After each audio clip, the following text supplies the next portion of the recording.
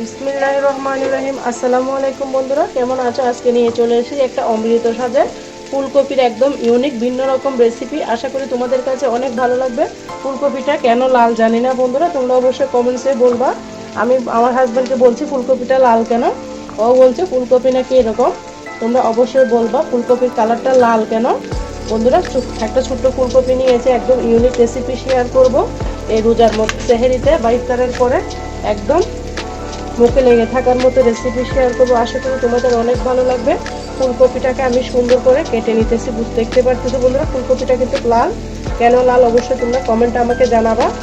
আমি তো জানি না ভিতরে কেন লাল হয়ে গেছে, আমি প্রথম দেখলাম। তোমরা যদি এরকম লাল ফুলকপি দেখে থাকো অবশ্যই আমাকে ছোট্ট একটা কমেন্টসে বলবা। ফুলকপিগুলোকে আমি মিডিয়াম কাট করে দিচ্ছি, দেখতে পারতেছো। আর বন্ধুরা, ভিডিও শুরুতে ছোট্ট একটা লাইক দিয়ে আমার সাথে ভিডিওটা কন্টিনিউ করার অনুরোধ রইল। দেখতে পাচ্ছ আমি ছোট ছোট করে, তোমরা তোমাদের পছন্দ মতো কাট দিবা। তবে এই রেসিপির জন্য ছোট ছোট কাট দিলে রেসিপিটা খেতে ভালো লাগবে, তাড়াতাড়ি হয়ে যাবে। সুন্দর করে আমি কেটে নিচ্ছি, দেখতে পাচ্ছ। একদম ভিন্ন রকম। ফুলকপি তো অনেক রকম খেয়েছো, আমার মতো একবার রান্না করে খেয়ে দেখবা। এই শীতের সিজনে কিন্তু ফুলকপি এখন কমে যাচ্ছে আস্তে আস্তে, তাই ফুলকপি চলে যাওয়ার আগে এই রেসিপিটা একবার হলো তোমরা ট্রাই করবে। খেতে কিন্তু অপূর্ব লাগবে। একদম ইউনিক রেসিপি শেয়ার করতে চলেছি, আশা করি তোমাদের অনেক ভালো লাগবে। সবগুলো ফুলকপি আমি কেটে নিচ্ছি বন্ধুরা। রোজার মধ্যে সবাইকে অনেক অনেক দোয়া রইল সবার জন্য। সবাই বেশি বেশি করে মাহে রমজান মাসে সবাই সবার জন্য বেশি করে দোয়া করবে। এই মাস রহমতের মাস, মাগফিরাতের মাস, আল্লাহ তাআলার দয়ার মাস, মহব্বতের মাস, যেটাই বলো বেশি বেশি করে তোমরা সবাই সবার জন্য দোয়া করবে। এক মুসলমান আর এক মুসলমান ভাই বোনের জন্য দোয়া করবা। দেখতে পারতেছো তোমাদের সাথে কথা বলতে বলতে আমি ফুলকপিটা কেটে নিতেছি। দেখো বন্ধুরা, ফুলকপিগুলো আমি সুন্দর করে কেটে নিয়েছি, এক সাইডে রেখে দিচ্ছি।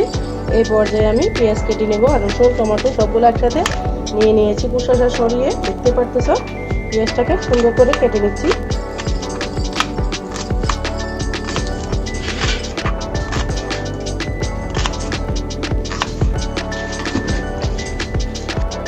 একটু মোটা মোটা করে কাটতেছি বন্ধুরা, এই রেসিপির জন্য পেঁয়াজটাকে মোটা মোটা করে কাটবা। আর বন্ধুরা, ফুলকপি তো অনেক রকম খেয়েছো, এবার আমি সিম্পলভাবে একদম সহজ ওয়েতে এই রেসিপিটা শেয়ার করব। একদম ব্যাচেলার ভাই হতে নতুন রাঁধুনি সবাই পারবে আমার রেসিপি ফলো করে।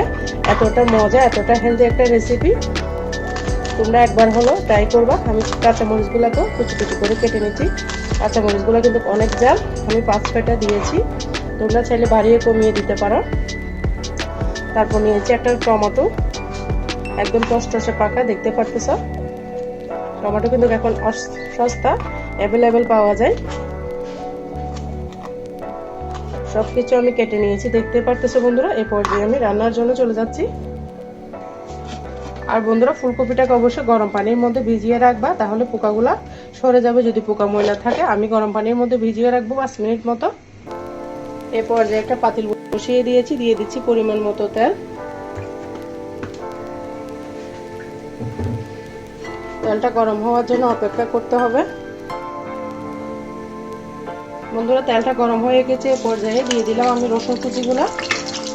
সবার আগে আমি রসুন কুচি দিয়েছি, যেন একটু সুন্দর একটা স্মেল বাইর হয়।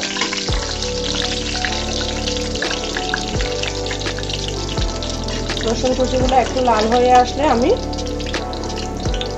দেখতে পারতেছেন হালকা একটু ব্রাউন কালার হয়েছে, এড করে দিব আমি কেটে রাখা পেঁয়াজ।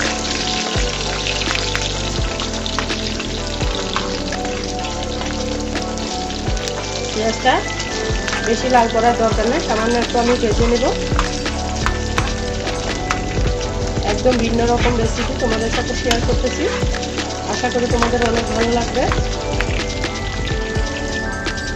বন্ধুরা, দেখতে পারতেছো পেঁয়াজটা কিন্তু একটু লাল হয়েছে। এই পর্যায়ে আমি এদিকে সাইড দিয়ে দিয়ে দিব একটা ডিম দিয়ে দিয়েছি। ডিমটাকে আমি গুঁড়ো করে নেব।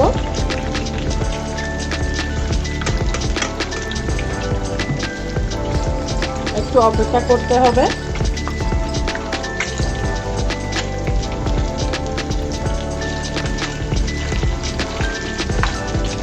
দেখতে পাচ্ছি আমি ছোট ছোট করে দিচ্ছি।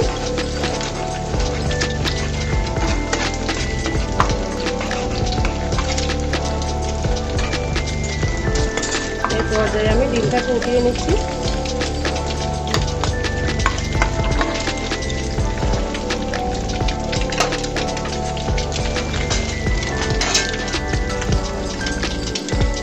দিয়ে দিলাম টমেটোগুলো।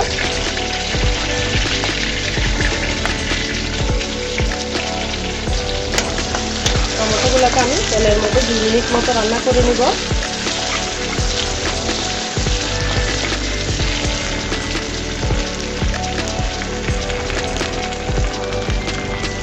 বন্ধুরা এই পর্যায়ে অ্যাড করে দেবো কাঁচামরিচগুলো। বন্ধুরা এই পর্যায়ে আমি অ্যাড করে দেবো একটা আলু, মিডিয়াম সাইজের একটা আলু কাট করে। বন্ধুরা আলুটাকে আমি ভেজে নিব 2 মিনিট মতো, দেখতে পাচ্ছ সব। আলুটা দিয়ে দিয়েছি। এই পর্যায়ে অ্যাড করে দেবো পরিমাণ মতো লবণ।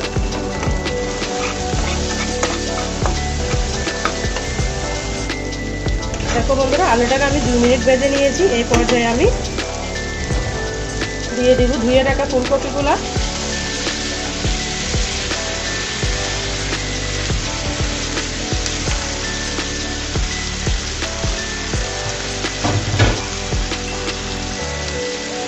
সুন্দর করে নেড়ে চেড়ে দিচ্ছি, দেখতেই পারতেছ।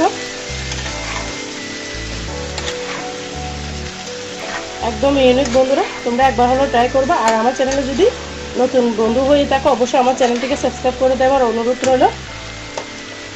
এই পর্যায়ে আমি অ্যাড করে দেবো সামান্য পরিমাণের হলুদের গুঁড়া, 1/2 চামচ থেকে একটু বেশি, 1 চামচ থেকে কম।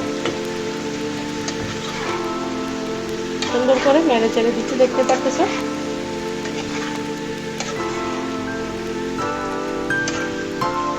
এই ফুলকপি দিয়ে বন্ধুরা তোমরা 1 প্লেট ভাত নিমিশে খেতে পারবে, এতটা মজা, এতটা হেলদি রেসিপি। সেহেরিতে কিন্তু সবসময় মাছ মাংস খেতে ভালো লাগে না। সবজি কিন্তু আমার ঘরে প্রতিদিনই রান্না হয়।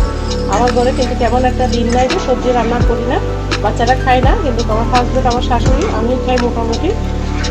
তো এভাবে রান্না করতেছি। আগে বেশি রান্না করলে রোজার মতো অল্প করে রান্না করতেছি। যাই হোক, আজকের রেসিপিটা তোমাদের সাথে শেয়ার করতেছি। কেমন হচ্ছে বন্ধুরা অবশ্যই ছোট্ট একটা কমেন্টসে বলবা। এই পর্যায়ে নেড়ে চেড়ে আমি ঢাকনা দিয়ে রেখে দিব। 5 মিনিট পরে বন্ধুরা ফিরে আসতেছি।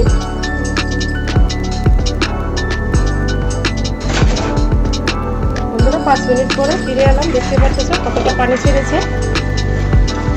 এখানে কিন্তু আমি কোনো পানি ব্যবহার করিনি, আর চুলায় গোটা কিন্তু ছাই ফুটে আছে। আবার আমি নেড়ে চেড়ে দিচ্ছি। আমার কিন্তু এখনো রান্না শেষ মানে, আমি রান্না শেষে একটা মশলা দিব, দেখতে থাকো তোমরা।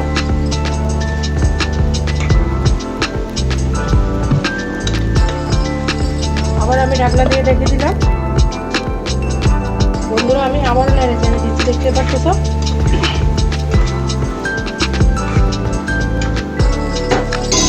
এই পর্যায়ে আমি ভেজে রাখা ডিমগুলো দিয়ে দিলাম। বন্ধুরা এখনো কিন্তু আমার রান্না শেষ হয় নাই, তোমরা দেখতে থাকো। সুন্দর করে নেড়ে চেড়ে দিচ্ছি। কতটা মজা, গরম ভাতের সাথে একদম খেতে অমৃতের মতো লাগবে। রুচি না থাকলেও কিন্তু এই রেসিপিটা খেলে কিন্তু তোমাদের রুচি ফিরবে, এতটা টেস্টি, এতটা মজা। ডিমটা দিয়ে নেড়ে চেড়ে দিয়েছি। এই পর্যায়ে আমি এখানে অ্যাড করে দিব রাঁধুনি যে মাংসের মশলা আছে সেটা দিয়ে দিব। রাঁধুনি মাংসের মশলা দিলে মাংসের একটু টেস্ট আসবে, খেতে কিন্তু অসাধারণ লাগবে।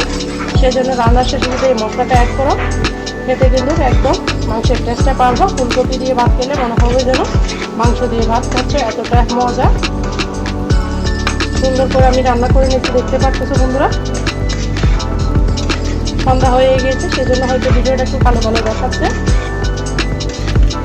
এভাবে আমি 2 মিনিট রান্না করব মশলাটা দেওয়ার পরে, তারপর আমার রান্নাটা রেডি হয়ে যাবে। দেখো বন্ধুরা আমি আবারও নেড়ে দিচ্ছি। এরই মাঝে কিন্তু আমার রান্নাটা একদম কমপ্লিট হয়ে গেছে, দেখতে পাচ্ছ। কপিটা কিন্তু সিদ্ধ হয়ে গিয়েছে, গলে গিয়েছে। আমার রান্নাটা সুন্দর মতো হয়ে গিয়েছে। কতটা মজা, কতটা একটা হেলদি রেসিপি, ফুলকপির একদম ইউনিক রেসিপি শেয়ার করেছি। আশা করি তোমাদের কাছে অনেক ভালো লেগেছে বন্ধুরা। ভালো লাগলে অবশ্যই লাইক কমেন্ট শেয়ার করতে ভুলবে না। আর বন্ধুরা এতক্ষণ পর্যন্ত যারা আমার সাথে ছিল সবাইকে অসংখ্য ধন্যবাদ, অনেক অনেক ভালোবাসা। সবার জন্য শুভকামনা, দোয়া রইল। আজকের মতো আমি এখানে বিদায় নিচ্ছি। সবাই ভালো থাকবে, সুস্থ থাকবে, আমার জন্য, আমার পরিবারের জন্য দোয়া করবে। আল্লাহ হাফেজ। আসসালামু আলাইকুম রহমতুল্লাহি ওয়া বারাকাতুহু।